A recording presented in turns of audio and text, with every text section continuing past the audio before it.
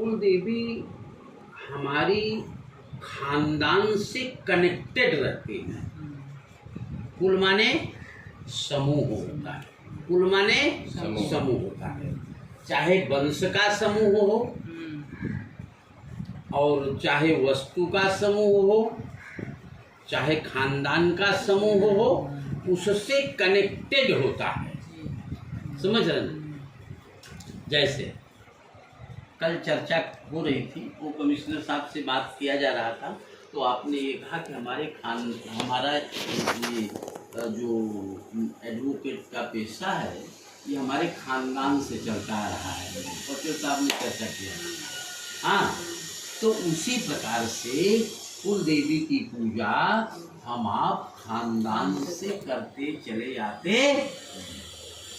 कभी कभी स्थिति क्या बनती है कि लोग खानदान की पूजा तो करते चले आ रहे हैं, उसमें कुछ ऐसे लोग होते हैं जो भगवान की पूजा में या कुल देवी की पूजा में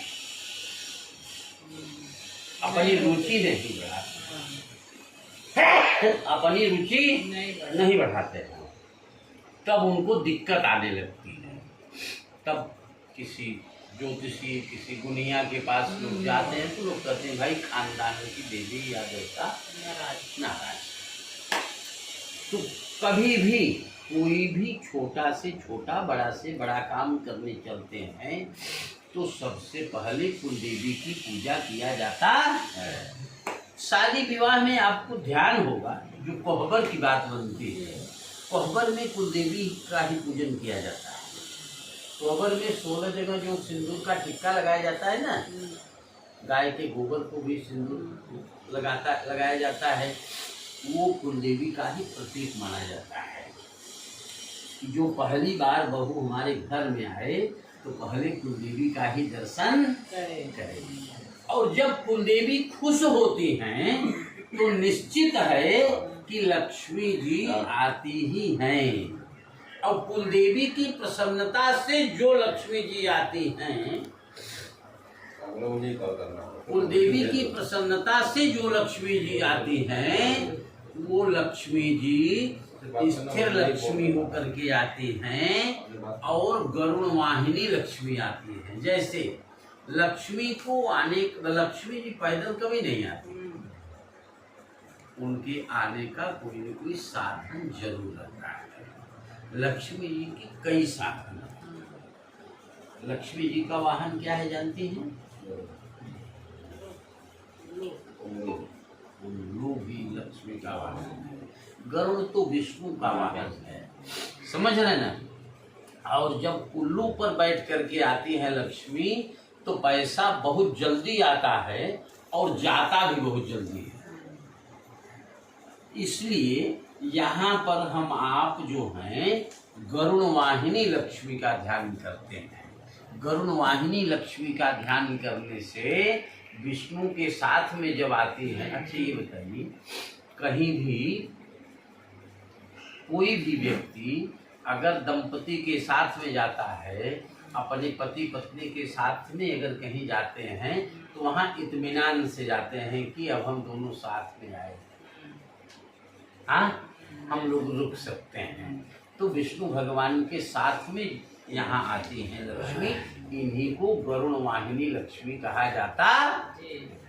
अब रही बात ये, कुल देवी 16 होती हैं। जैसे राशियां कितनी होती हैं? 12 होती हैं। संसार में लोग कितने हैं? बहुत लोग हैं, समझ रहे हैं ना? लेकिन राशियां 12 ही होती हैं। हर लोगों की व्यवस्था अलग अदल बदल करके राशियां मानी जाती हैं। अब ये कुल देवी की चौकी वो है, देख रहे हैं? ये कुल देवी की चौकी, इसमें 16 पॉइंट बने हुए। 8 पॉइंट इस तरफ रखे हैं, 8 पॉइंट इस तरफ रखे, जो सुपारी रखा गया ये 16 पॉइंट है। और इन सब को डील करने की, इन सब को बैलेंस बनाने की जिम्मेदारी बीच में जो गणपति विनायक हैं इनकी बनी हुई है। इसीलिए हम आप गणेश की पूजा पहले करते चले आ रहे हैं। जब इनकी पूजा हम करते हैं तो गणेश जी सबको न्याय देते हैं। तब वो जो चौकी बना हुआ है, चौकी में पॉइंट बने हुए हैं, पहले एक बिंदु, फिर नीचे 2 बिंदु, फिर 3 बिंदु, इसी प्रकार से ये व्यवस्था बनी हुई है। वो 7 पॉइंट, वो लक्ष्मी जी, इससे लक्ष्मी का स्थान है।